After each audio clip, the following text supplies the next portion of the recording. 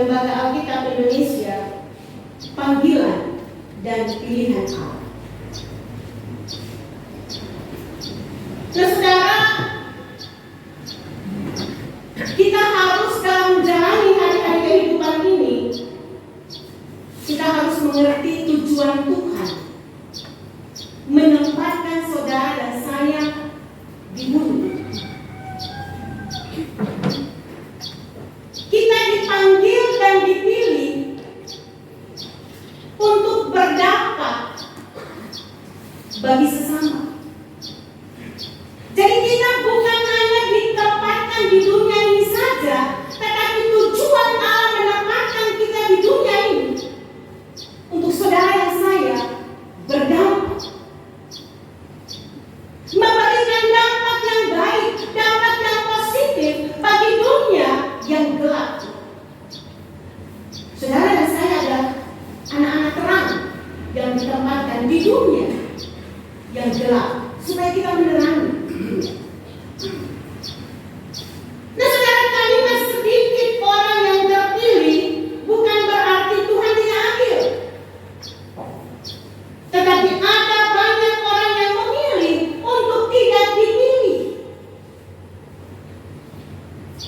Agar hidup kita berdampak, maka kita harus berani meninggalkan cara-cara dunia, tidak berkompromi dengan hal-hal duniawi yang bersedia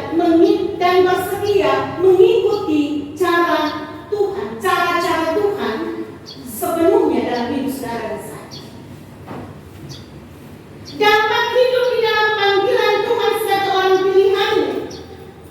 Saudara, Petrus bilang begini, sebelum aku mati, kamu harus tahu hal-hal ini. Bahwa dasar kehidupan orang Kristen, dasar kehidupan anak-anak Tuhan adalah pengenalan yang benar akan Allah. Jadi hal yang utama dalam kehidupan saudara dan saya adalah bagaimana pengenalan saudara dan saya secara pribadi kepada Tuhan, Allah sumber kehidupan. Jadi Petrus mau bilang buat kita adalah pengenalan akan Allah adalah hal yang penting. Kenapa itu penting? Karena itulah yang disebut sebagai hidup yang kekal. Mari saudara kita belajar bersama apa yang Rasul Petrus mau supaya saudara dan saya kita jalani kehidupan kita di dunia. Yang pertama, saudara, ketika kita punya pengenalan yang benar akan Allah sebagai juru selamat dalam kehidupan kita melalui Yesus Kristus, maka yang pertama harus kita lakukan adalah belajar untuk hidup saleh. Saudara, karena kuasa ilahinya telah menganugerahkan kepada kita segala sesuatu yang berguna untuk hidup yang saleh oleh pengenalan kita akan Dia yang telah memanggil kita oleh kuasanya yang mulia dan ajaib. Itu ayatnya yang ketiga. Maksudnya apa? Hidup yang saleh artinya hidup kudus, terpisah dari sistem dunia. Sekalipun memang kita ada di dunia, tetapi bagaimana cara hidup kita terpisah, tidak sama dengan sistemnya dunia ini. Apa sistem dunia ini? Sistem dunia ini hawa nafsu, hidup kedagingan, cara-cara iblis seperti itu. Itulah hidup dunia, sistemnya dunia ini. Dan orang yang hidup saleh, mereka selalu memprioritaskan Tuhan lebih dari segala-galanya dan menghidupi firman Tuhan dalam hidup. Orang yang meneladani kehidupan dan kematian Tuhan Yesus juga mereka mengalami kuasa kebangkitannya dan percaya bahwa Tuhan sepenuhnya memerintah atas hidup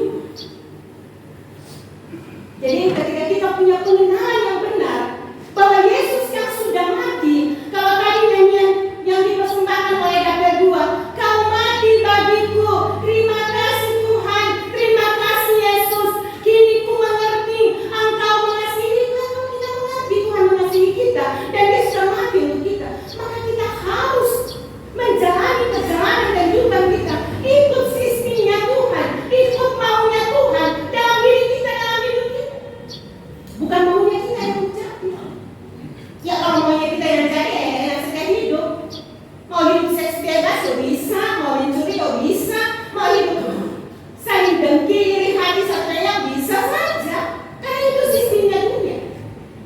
Tapi Tuhan tidak mau kita buat seperti ini. Saudara-saudara yang diberkati, orang-orang, sekali lagi saya katakan, orang-orang yang meneladani kehidupan dan kematian Tuhan Yesus juga mengalami kuasa kebangkitannya dan percaya bahwa Tuhan sepenuhnya memerintah dalam kehidupan.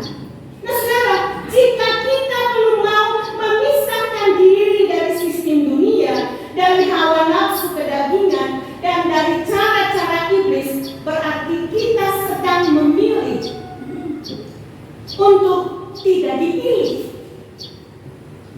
Maksudnya, kita sedang memilih untuk tidak dipilih masuk dalam kekekalannya Tuhan yang sudah Tuhan siapkan bagi saudara dan saya. Kita tidak akan masuk dalam kekekalan, dalam kerajaan surga. Orang yang hidup saleh memiliki mental sang raja, tapi hatinya adalah hati seorang hamba yang merendahkan diri, yang tidak balas caci maki dan caci maki, yang tidak hidup dendam simpan amarah. Jadi saya katakan tadi bahwa orang yang hidup saleh memiliki mental sang raja, tapi hatinya adalah hati seorang hamba. Ini tidak mudah. Karena dia bos, siapa kok? Saya ini orang dia masih turunan Toma kakak, orang hebat dari om. Dan sistemnya Tuhan tidak ada seperti. Sistemnya Tuhan kita belajar merendahkan diri, mengosongkan diri kita seperti Yesus mengosongkan dirinya, mati dalam keimanan untuk saudara dan saya. Hal yang kedua, tidak kompromi dengan hal-hal dunia. Saudara, dengan jalan ini kita telah menganugerahkan kepada kita janji-janji yang berharga dan yang sangat besar, supaya olehnya kamu boleh mengambil bagian dalam kodrat ilahi dan luput dari hawa nafsu duniawi yang membinasakan di dunia. Itu pada ayatnya yang keempat. Saudara, yang kita kejar adalah karakter ilahi. Sekali lagi saya katakan, yang saudara dan saya kejar adalah karakter ilahi. Iman dan karakter ilahi adalah warisan terbaik yang bisa kita berikan kepada generasi penerus kita. Itu adalah warisan yang baik yang saudara dan saya sebagai orang tua, papa, mama berikan kepada generasi kita, anak cucu kita. Karakter ilahi. Seorang yang mengejar karakter ilahi akan memiliki kekuatan untuk menjalani proses kehidupan. Saudara, orang bisa berhasil dalam pekerjaannya bukan karena dia bisa berhasil begitu karena ada enak-enak. Tidak. Orang bisa berhasil mendapat jabatan, orang berhasil dalam pekerjaan yang baik, orang yang berhasil dalam kehidupannya. Keberhasilan itu dia melewati dengan air mata, dia melewati dengan berbagai macam cerita dan tangis. Dia bisa berhasil karena dia bagaimana hidup takut akan Tuhan. Seorang yang mengejar karakter ilahi akan memiliki kekuatan untuk menjalani proses. Ia bersedia membayar harga saat menghadapi tantangan, karena tidak mau mengikuti cara-cara dunia. Ia tidak dikuasai oleh kekhawatiran. Sebaliknya, dia hanya memiliki satu tujuan, yaitu agar Tuhan dipermuliakan melalui kehidupannya, serta menjadi terang dan garam bagi sesama. Saudara-saudara yang diberkati Tuhan, sekali lagi saya katakan, saudara dan saya adalah anak-anak terang. Maka mari kita kejar, ada yang saudara dan saya kita kejar adalah karakter ilahi. Iman dan karakter ilahi adalah warisan yang kita berikan kepada keluarga, anak cucu kita. Bagaimana kita hidup benar, hidup jujur, melakukan tugas dan pekerjaan kita, menjadi contoh dan teladan yang baik dalam keluarga kita. Sehingga itu adalah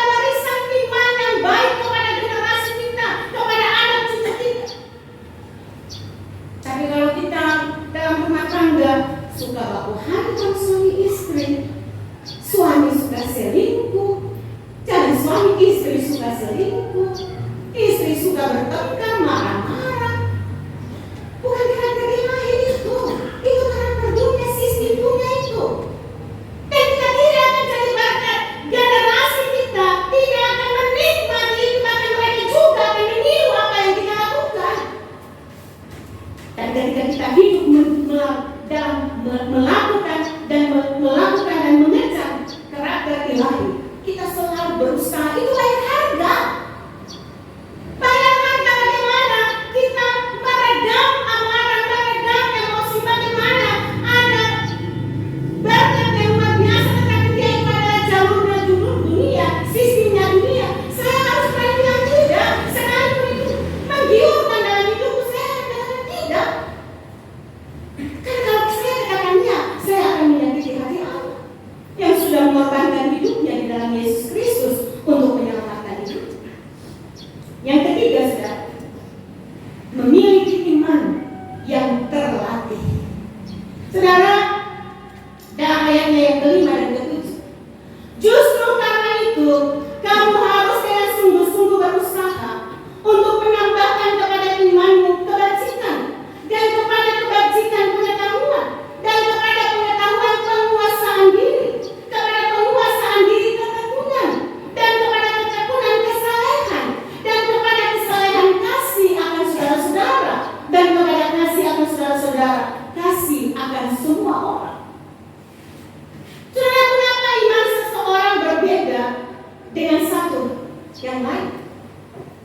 Karena ada orang yang melatih imannya dan ada yang tidak. Kita tidak mungkin melatih iman dalam lingkungan yang nyaman. Contoh, kalau kita mengambil suatu keputusan untuk berpuasa, kalau kita berpuasa tinggal dalam kamar, tidur, ngorok, tidak ada tantangan. Tapi kalau kita berpuasa, orang di situ makan, orang di situ marah-marah, orang di situ buat berbagai macam hal, itu di kita tertantang. Satu-satunya untuk melatih iman adalah menerima tantangan yang baru dan percaya bahwa Tuhan akan memberikan kemenangan, tetap bangkit kembali saat kita terjatuh. Perjalanan iman kita adalah menuju keserupaan dengan Kristus. Jadi saudara, kita bukan Kristus. Terkadang saya bilang, belajar hidup meneladani karakter Kristus, meneladani Kristus. Ada yang berkata, pendeta, kita ini manusia biasa, kita ini bukan Kristus. Benar, kita manusia biasa. Tapi kita harus belajar, kita harus berusaha untuk meneladani apa yang sudah dilakukan oleh Kristus, sehingga kita menuju keserupaan dengan Kristus. Makanya tadi saya katakan, kita harus bayar harga. Karena kalau kita tidak bayar harga, kita mau enak-enak saja, iman kita akan tetap di level di bawah. Kita tidak akan naik tingkat. Maka mari itu saudara-saudara yang diberkati Tuhan, dalam perjalanan kehidupan kita, saya ajak ibu bapak saudara-saudara, mari kita sama-sama lihat pada ayatnya yang kelima dan ayatnya yang keenam dalam pembacaan kita tadi. Ayatnya yang kelima, justru karena itu kamu harus dengan sungguh-sungguh berusaha untuk menambahkan kepada imanmu kebajikan, dan kepada kebajikan pengetahuan. Ayat yang keenam, dan pengetahuan kepada penguasaan diri, kepada penguasaan diri ketekunan, dan kepada ketekunan kesalehan. Jadi ini Tuhan mau bilang melalui Rasul Petrus agar supaya saudara dan saya, kita belajar untuk memberikan diri kita menggenapi janji-janji yang sudah Allah berikan kepada kita, memiliki sifat dan karakter Allah dalam kehidupan. Saudara, rahasia mengalahkan hawa nafsu sudah ada dalam diri kita. Tuhan sudah kasih itu. Roh Kudus Tuhan sudah kasih buat saudara dan saya. Kepekaan itu Tuhan sudah kasih buat saudara dan saya. Tinggal kita asah, tinggal kita olah, tinggal kita bangkitkan roh itu untuk berani berkata tidak untuk dosa, untuk sistemnya dunia, sehingga kita mampu untuk berjalan pada rel kebenaran sesuai dengan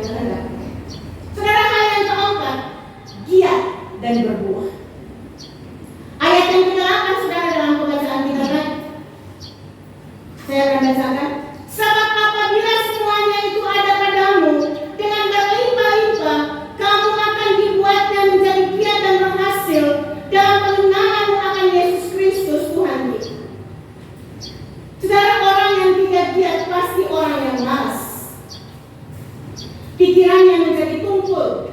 Jangan malas menghidupi firman Tuhan, saudara. Karena tidak ada orang yang malas yang bisa mengubah dunia. Hasil yang baik hanya akan diperoleh setelah melakukan persiapan yang matang, giat belajar, dan bahkan mau belajar dari kegagalan. Selalu ada hal-hal yang perlu diperbaiki dalam kehidupan kita. Jika kita bersedia memperbaikinya, saudara, maka kita akan lebih banyak menghasilkan buah-buah rohani, buah-buah yang baik dalam seluruh kehidupan. Jadi dalam ayat yang ke-8 ini, bagaimana cara kita berbuah dalam artian bahwa bagaimana saudara dan saya bertumbuh di dalam Kristus, hidup dalam keintiman dengan Tuhan. Maka saudara dan saya mampu menghasilkan buah-buah. Kita belajar, kalau kita gagal, kita bangkit lagi. Jadi belajar dari kegagalan untuk memperbaharui kehidupan kita. Karena kalau selama kita mau belajar dari kegagalan, kita akan menjadi orang yang putus asa. Kita akan menjadi orang yang terus menyalahkan Tuhan yang sudah menuntun dan memberkati kehidupan. Hal yang terakhir, saudara, tidak menjadi batu sandungan. Pada ayatnya yang ke-9 dan ke-10, tetapi barang siapa tidak memiliki semuanya itu, ia menjadi batu yang picik, menjadi buta dan picik, karena ia lupa bahwa dosa-dosanya yang dahulu telah dihapuskan.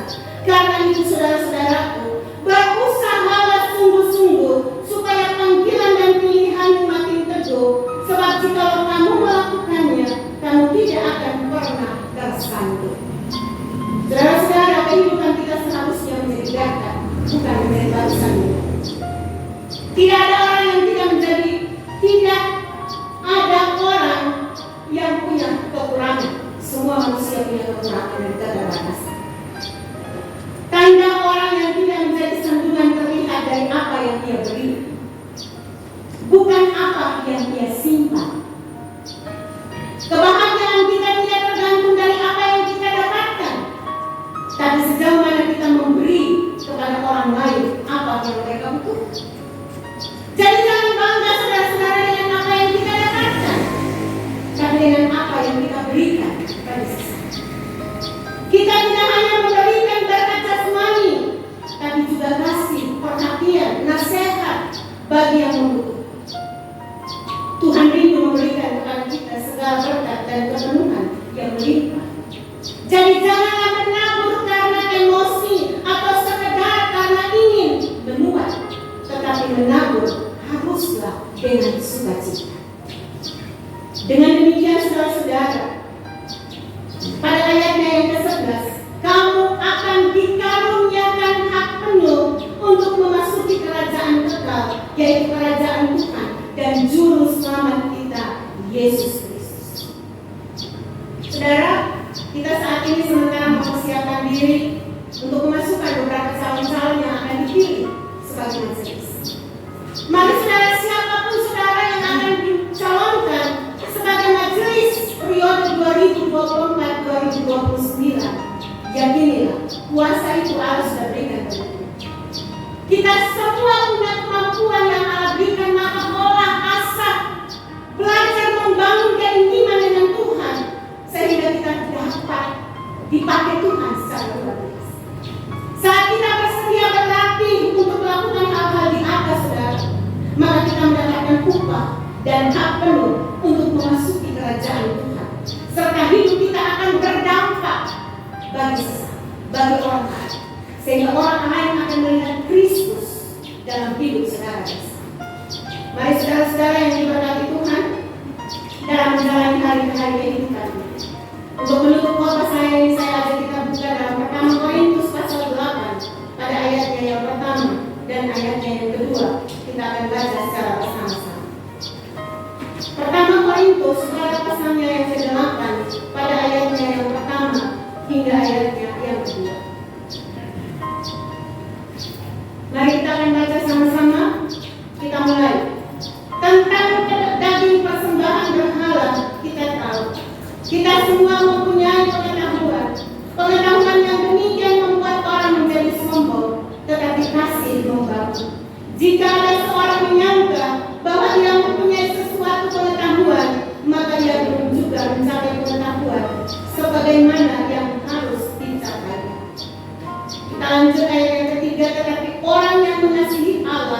ia dikenal oleh Allah. Saudara-saudara, dalam menjalani kehidupan kita di dalam dunia ini, penguasaan diri itu adalah hal yang penting. Penguasaan diri itu adalah produk manusia. Penguasaan diri itu adalah produk Roh Kudus. Kayak saya katakan, penguasaan diri bukan produk manusia, tapi penguasaan diri adalah produk Roh Kudus yang ada di dalam diri saudara. Tuhan sudah tahu di dalam diri. Maka asal terus bangun keintiman itu, maka Tuhan akan pakai saudara dan saya secara luar biasa untuk menghasilkan buah-buah dalam seluruh perjalanan kehidupan kita di tengah-tengah dunia. Sekali lagi saudara-saudara, kita harus mengerti tujuan Tuhan. Tujuan Tuhan mengangkatkan saudara dan saya di dunia ini untuk kita memberikan pengaruh yang baik, menjadi berkat, bukan menjadi batu sandungan. Mari kita bersyukur. Terpujilah nama-Mu ya Allah, Bapa kami dalam kerajaan surga. Firman telah membawa sampai meneraikan dalam kehidupan semua kami. Karena hamba-Mu meyakini Allah adalah sumber kesempurnaan yang akan menyempurnakan firman ini dalam seluruh kehidupan umat. Dalam nama Yesus kami sambut firman-Mu saat ini. Amin.